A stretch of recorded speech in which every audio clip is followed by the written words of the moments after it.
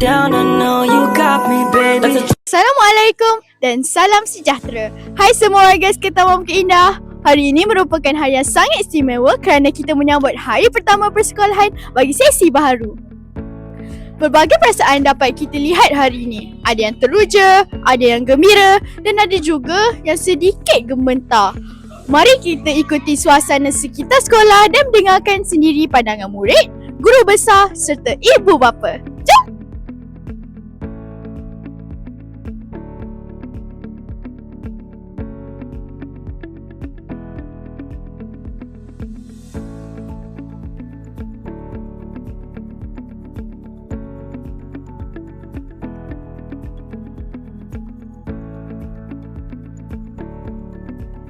Assalamualaikum Puan.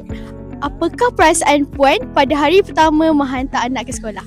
Perasaan gembira, teruja sebab ni anak lelaki seorang. Sangat teruja lah, excited tengok dia nak sekolah je satu. Selalu dia susah bangun pagi tapi hari ni sangat excited. Excited nak bangun pagi, nak sekolah, jumpa kawan-kawan baru.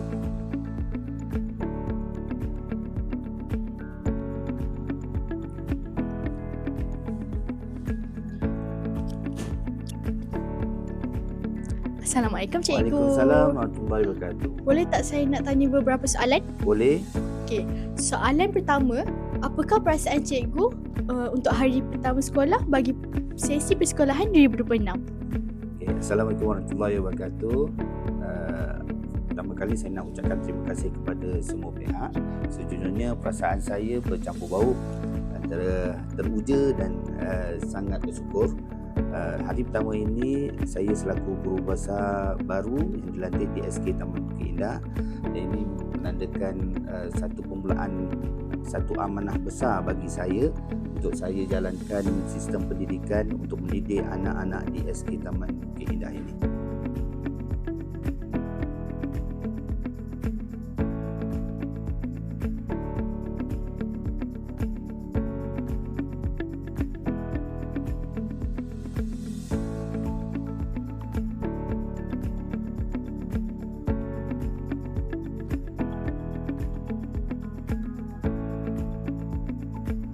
Okey, bagi soalan kedua, ada tak sedikit ucapan ringkas daripada Cikgu? Okay, saya ucapkan tahniahlah kepada semua pihak, kepada murid-murid yang dapat menghadirkan diri ke sekolah semula bagi tahun 2026.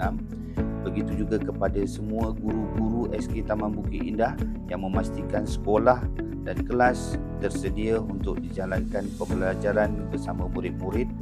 Begitu juga kepada AJK PIBG dan pegawai perhubungan sekolah PDRM yang turut hadir sama menyambut kehadiran murid pada hari pertama persekolahan, kepada ibu bapa yang sentiasa menyokong emosi dan memberi semangat kepada anak-anak mereka, dan kepada semua pihak secara langsung ataupun tidak langsung, dan saya berharap kita sama-sama dapat bergerak satu pasukan untuk mendidik murid, untuk membina sasiah, membina insan sejahtera yang beradab, berilmu, berkemahiran, berdaya tahan dan berkeyakinan serta berjaya pada suatu hari nanti.